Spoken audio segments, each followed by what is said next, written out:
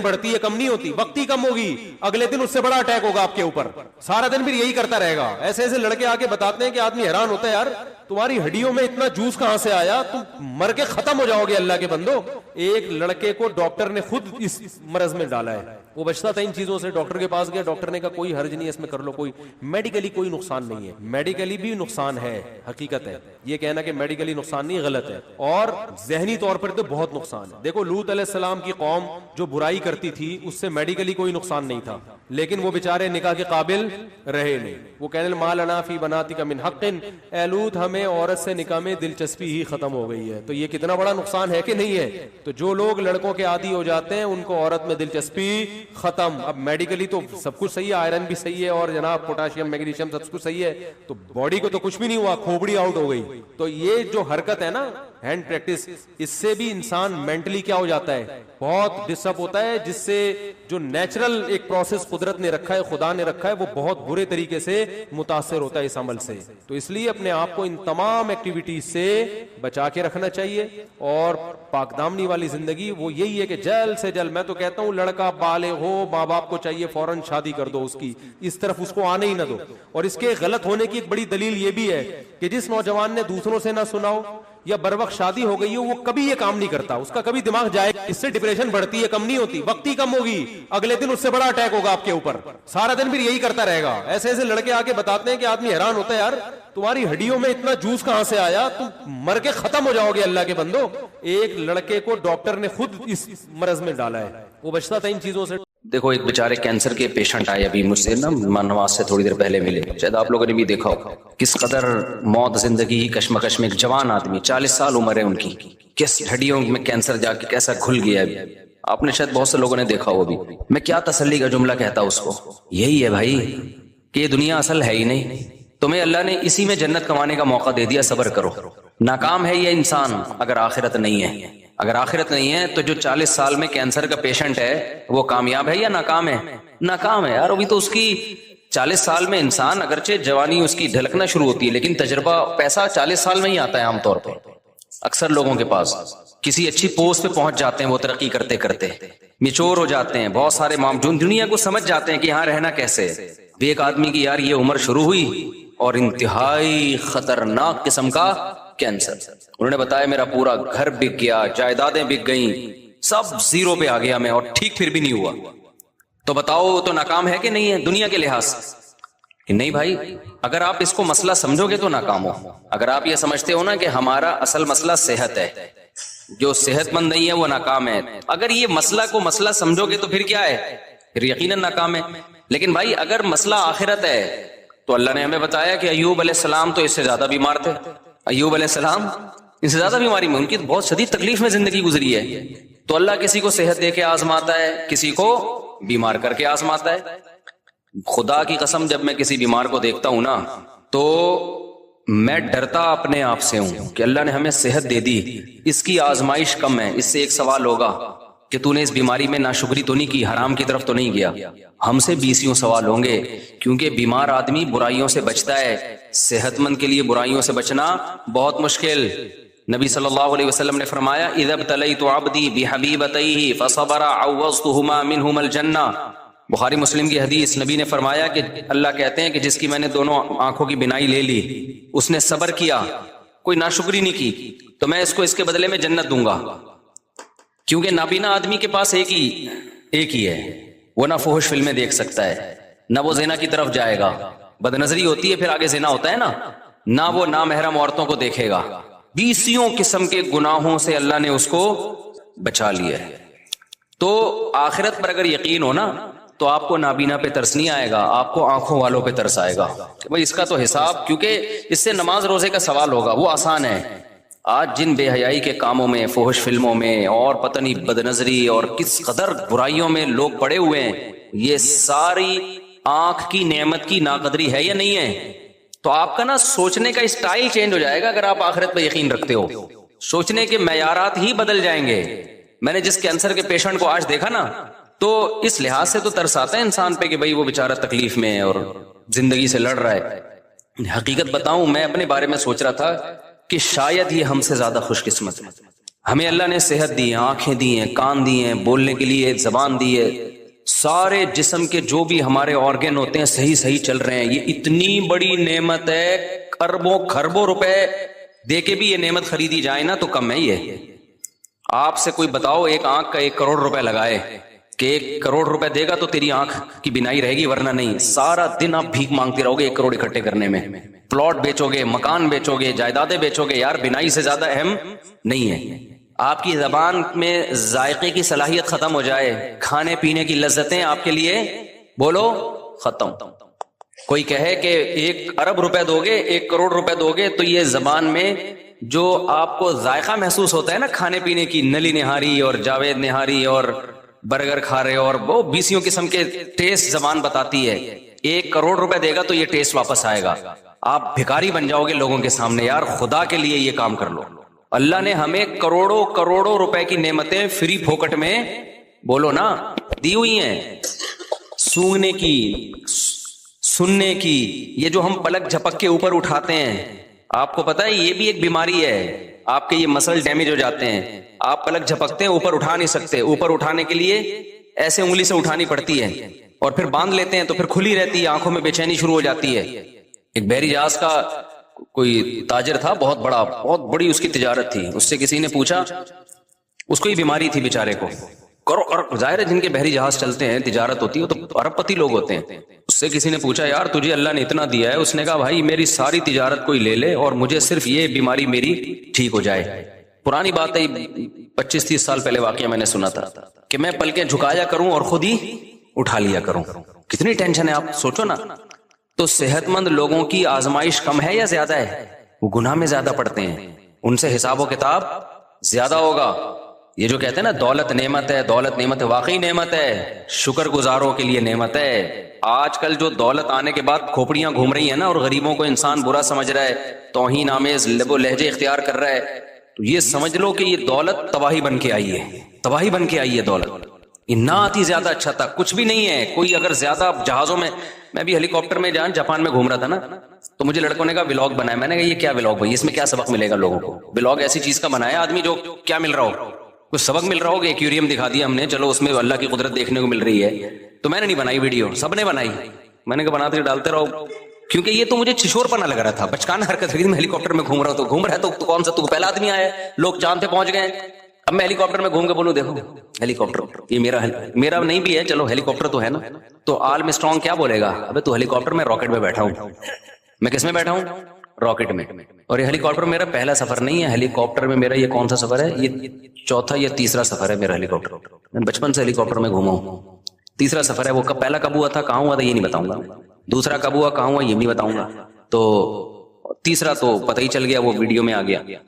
تو یہ کوئی شو مارنے کی چیز تھوڑی. ہیلی کاپٹر میں بیٹھا ہوا ہے, گدھے پہ بیٹھا ہوا ہے, تو کیا ہو گیا؟ میری نظر میں اللہ کی قسم ہیلی کاپٹر میں گھومنے والا گدھے پہ بیٹھنے والا برابر. وہ بھی سواری ہے, یہ بھی کیا ہے, سواری ہے. تو اس میں کیا شو مارے آدمی ہے, جہاز میں بیٹھا ہوا ہوں, لوگ دکھا رہے تھے میں بزنس کلاس میں بیٹھا ہوا ہوں. تو کیا بیٹھا ہوا ہے تو, تھوڑی دیر میں لیٹا ہوا ہوگا خبر کے اندر.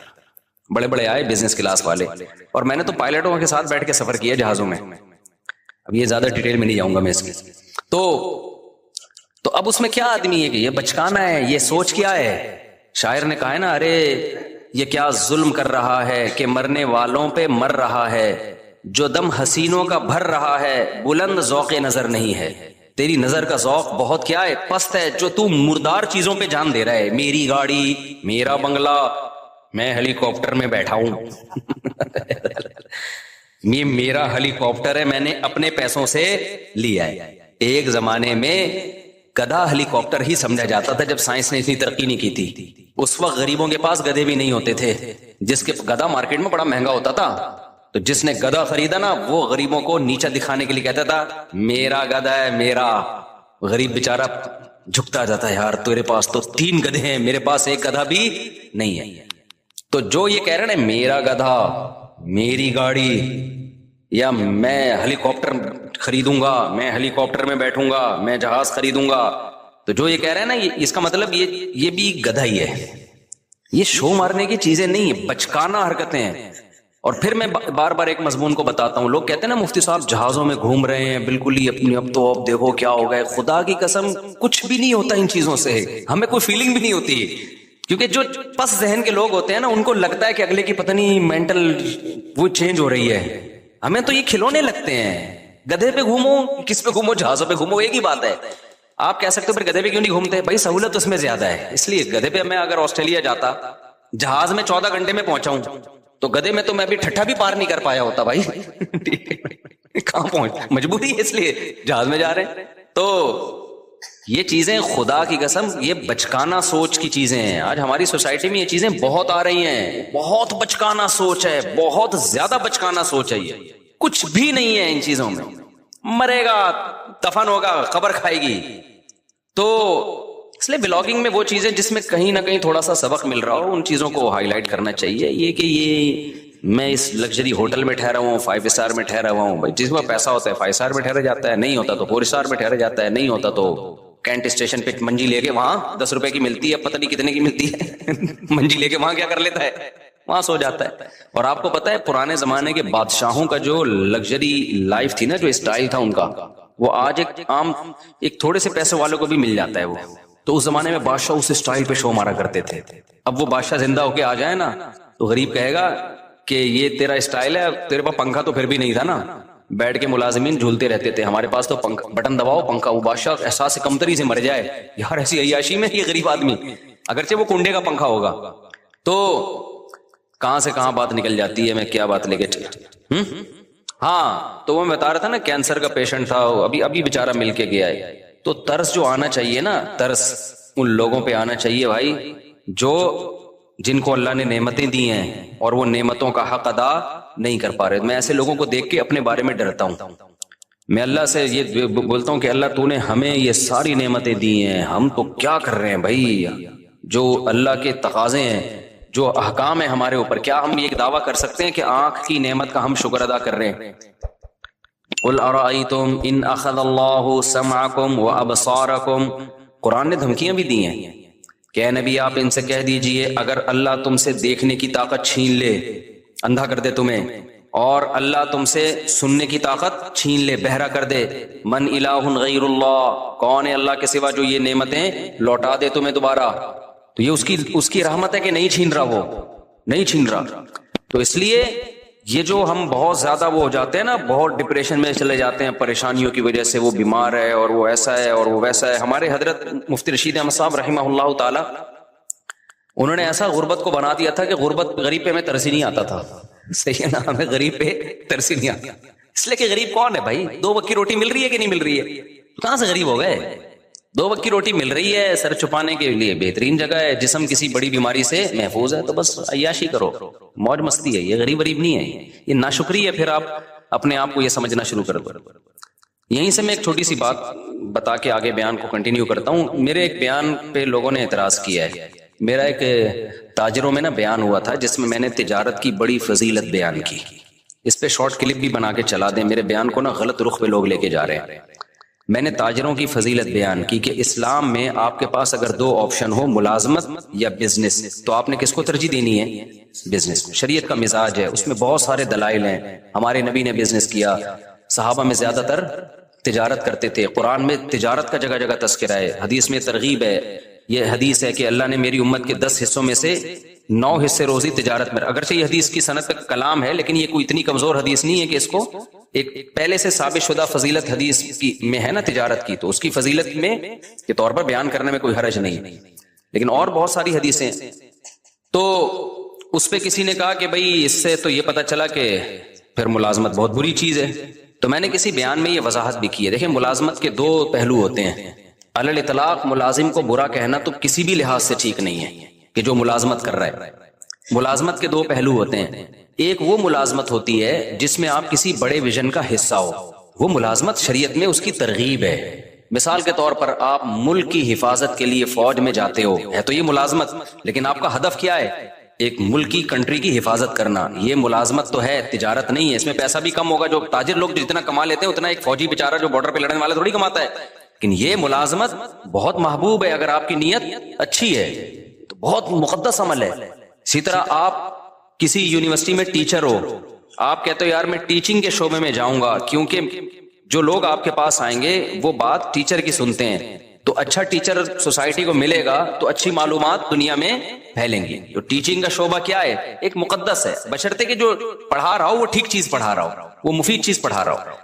تو بہت ساری ملازمت کے اسی طرح کوئی ڈاکٹر بنتا ہے تو وہ بھی ملازم، سرکاری ہسپتال کا ملازم ہوگا یا پرائیویٹ ہاسپٹل کا ملازم ہوگا، ہے یہ بھی ملازمت. اور ڈاکٹروں کے اتنا پیسہ ڈاکٹر نہیں کماتے ہیں جتنا تاجر کماتے ہیں، اور ڈاکٹر کی جتنی محنت ہوتی ہے نا اتنا ڈاکٹر کما نہیں سکتا. لیکن آپ اس ملازمت کو برا کہنا شروع کر دو، یہ بہت بری بات ہے. وجہ اس کی ہے کہ ڈاکٹر کا شعبہ اتنا مقدس ہے کہ انسانی جان کی حفاظت کا ذریعہ ہے. ہاں ایک ملازمت وہ ہے جس میں آپ کسی کی جاب کر رہے ہو، آپ کو ایک مخصوص تنخواہ مل رہی ہے، فائدہ کمپنی کو ہو رہا ہے اور کمپنی بھی انسانیت کو کوئی بڑا فائدہ نہیں پہنچا رہی ہے. جیسے آپ کولڈ ڈرنک کمپنی میں جاب کر رہے ہو، کس میں جاب کر رہے ہو؟ کولڈ ڈرنک کی کمپنی ہے، اس میں آپ جاب کر رہے ہیں. تو آپ کو ایک مخصوص تنخواہ مل رہی ہے، آپ نے چاپلوسی بھی کر رہے ہو باس کی، اور آپ مکھن بھی لگا رہے ہو اور ڈانٹ بھی پڑ رہی ہے، گالیاں بھی مل رہی ہیں. فائدہ کون اٹھا رہا ہے؟ کمپنی. اٹھا لے فائدہ، کوئی مسئلہ نہیں ہے، لیکن انسانیت کو کیا دے رہی ہے وہ فائدہ اٹھا کے؟ کچھ بھی نہیں دے رہی. شوگر کے مریض بنا رہی ہے، لوگوں کا ویٹ کیا کر رہی ہے. گٹکا کمپنی میں جاب کر رہے ہو آپ، پان کمپنی میں، سگریٹ کمپنی میں جاب کر رہے ہو. تو بھائی ایسی جگہ جاب کرو جہاں انسانیت کو فائدہ ہو. تو اب سمجھ میں آئی بات. جہاں تجارت اور ملازمت میں ٹکراؤ ہو تو ملازمت اگر اس نوعیت کی ہے کہ جس میں کسی بڑے ویژن کا جو انسانیت کے لیے فائدے والا ویژن ہو، آپ اس کا اگر حصہ بن رہے ہو تو پھر تو وہاں ملازمت زیادہ بہتر ہے تجارت سے. سمجھتے ہو کہ نہیں سمجھتے؟ لیکن اگر کسی بڑے ویژن کا حصہ نہیں بن رہے آپ، کو انسانیت کے لیے زیادہ مفید چیز نہیں ہے، تو پھر ملازمت نہیں کرنی چاہیے. پھر کس کو فوکا؟ پھر اپنا ٹماٹر کا ریڑی لگا لے آدمی. سمجھ رہے ہو نا؟ باس کی چاپلوسی سے بہتر ہے کیا لگا لے؟ ٹماٹر کی ریڑی لگا لے آدمی. اس کو ہم وہ کرتے ہیں، اس کی ہم حوصلہ شکنی کرتے ہیں، اس ٹائپ کی ملازمتوں کی. لیکن حوصلہ شکنی کرنے کے باوجود بھی ایسے ملازمین کو برا بلا نہیں کہتے ہم. وجہ اس کی ہے کہ یہ اللہ کا بنایا ہوا نظام ہے کہ سارے تاجر بن نہیں سکتے. کیونکہ جب آپ تجارت کرو گے تو تجارت بڑے پیمانے پر چلانے کے لیے آپ کو ملازمین چاہیے. یہ دنیا کا نظام ہے، یہ اللہ کا نظام ہے. اللہ تعالیٰ فرماتے ہیں ہم نے ان کے درمیان معیشت کو، رزق کو تقسیم کر دیا ہے. لیتخذ بعضهم بعضا سخریا، سب کو ایک جیسی دولت نہیں دی ہے تاکہ بعض لوگ بعض کو کیا بنائیں؟ اپنے ماتحت رکھیں. یہ دنیا کا نظام ہے، یہ چینج نہیں ہو سکتا.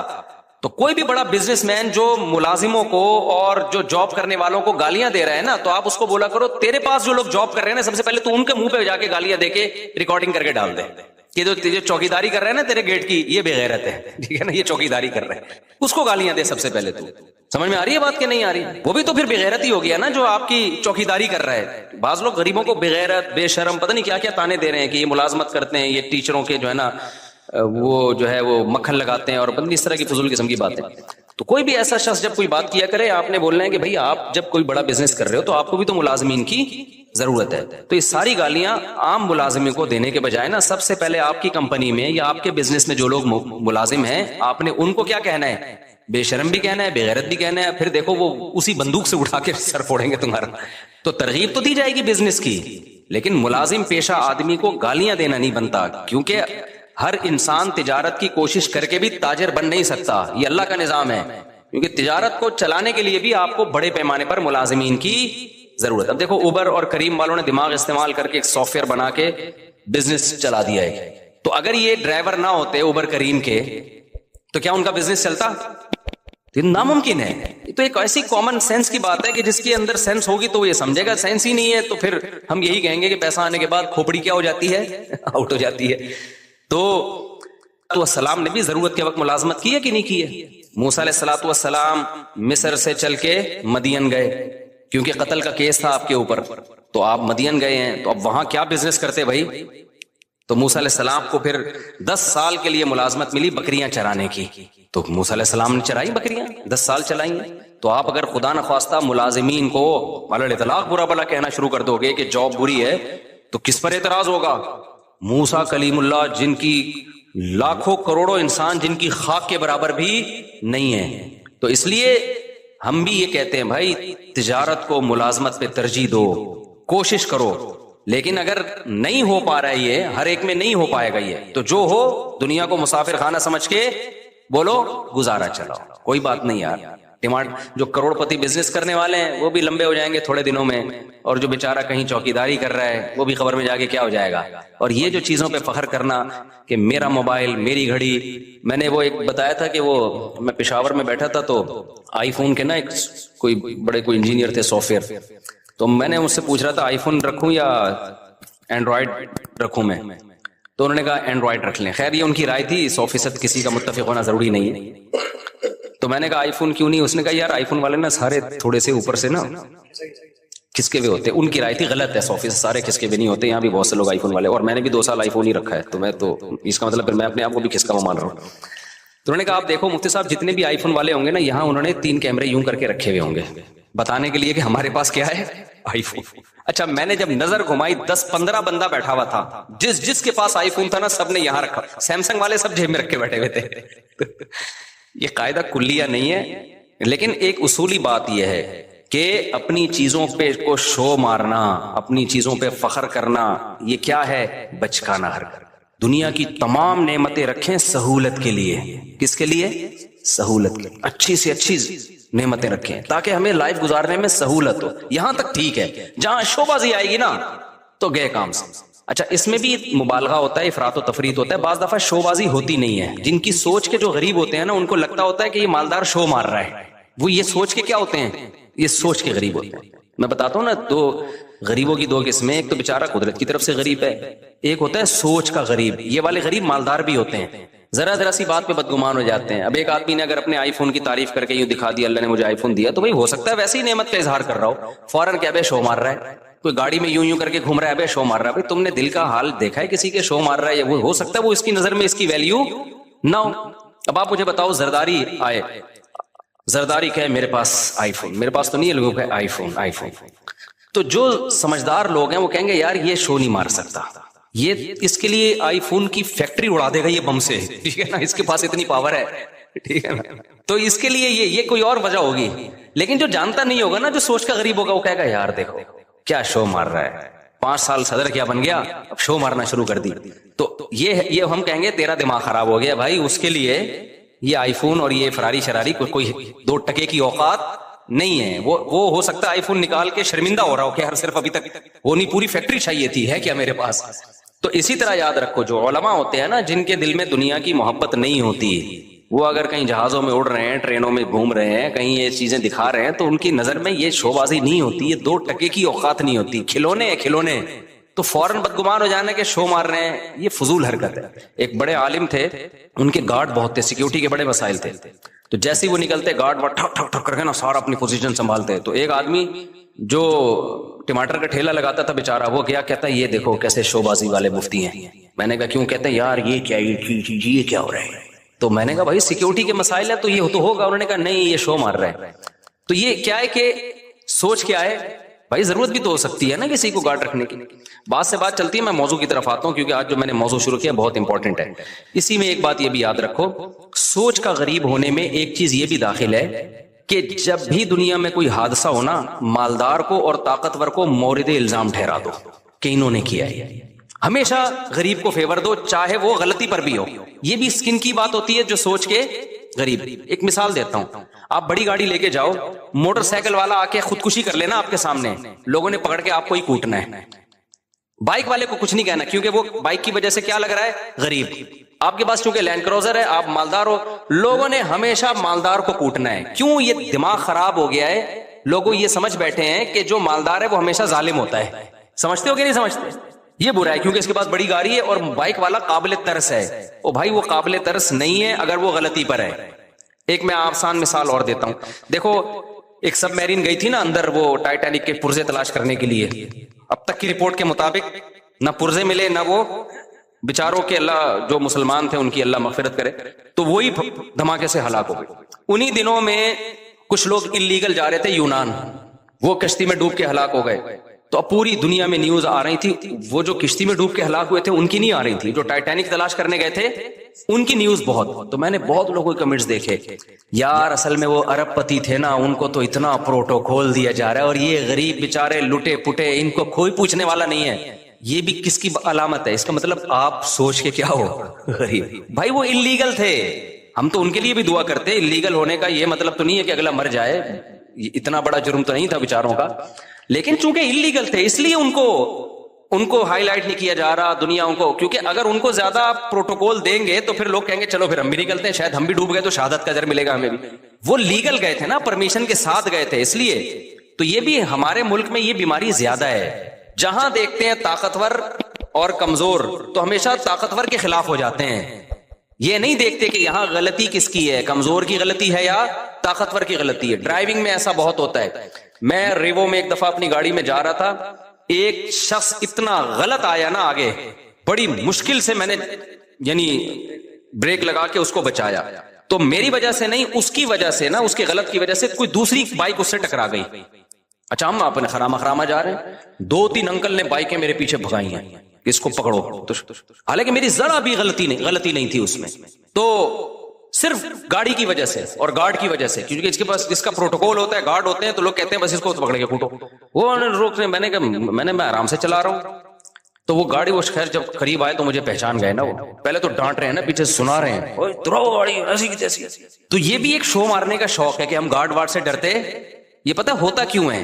تو جب وہ قریب آئے تو انہوں نے مجھے پہچان گئے تو تھوڑا سا ان کا ایٹیٹیوڈ چینج ہو گیا. میں نے کہا انکل میری غلطی کہاں سے ہے اس میں, آپ دیکھو میں تو آرام سے جا رہا ہوں. وہ خود ہی اس کو پتہ نہیں کوئی ساس سے پھٹا ہوا تھا, اس کا سسرال سے جھگڑا ہوا تھا, خام میں آگے بھیڑ رہا ہوتا ہے نا آگے. تو پھر انہوں نے میری بات سنی. لیکن میں اگر مفتی طارق مسعود نہ ہوتا نا, میں پٹ گیا تھا بیٹا, میں پٹ گیا تھا. نہ لوگوں نے گارڈوں کو دیکھنا تھا, لوگ نہیں دیکھتے, بلکہ گارڈ ہونا تو پھر لوگ سمجھتے ہیں اب ہمیں بہادری کا ثواب ملے گا. لوگ کہیں گے کلاشن کوفوں سے بھی نہیں ڈرا بندہ. یہ لوگوں کی مینٹلٹی ہے. طاقتور کے خلاف بولنے میں نا فیور ملتا ہے آپ کو, لوگ سمجھتے ہیں بہادر ہے. یہی کام حکمرانوں کے خلاف بھی ہوتا ہے, یہی کام آپ کے وہ ادارے جو پاورفل ہے ان کے خلاف بھی ہوتا ہے. بعض دفعہ وہ صحیح ہوتے ہیں لیکن آپ نے ان کے خلاف ہی بولنا ہے. اس سے لوگ کہتے ہیں بہادر آدمی ہے, ڈرتا ورتا کسی سے نہیں ہے.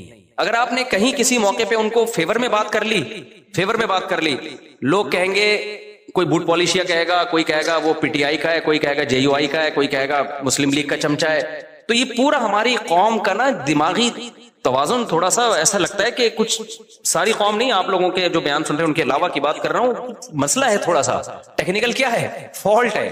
تو یہ صحیح نہیں ہے. ہمیں اسلام یہ کہتا ہے کہ آپ نے حق پرست کو, جو حق پر ہوگا نا اس کو فیور دینا ہے, چاہے وہ غریب ہو چاہے وہ امیر ہو. بعض دفعہ مالدار آدمی ٹھیک ہوتا ہے, غریب گڑبڑ کر رہا ہوتا ہے کم وقت, اور بعض دفعہ جو ہے طاقتور ٹھیک ہوتا ہے. بعض دفعہ آپ کا حاکم صحیح ہوتا ہے, اس کے خلاف لوگ زیادتی کر.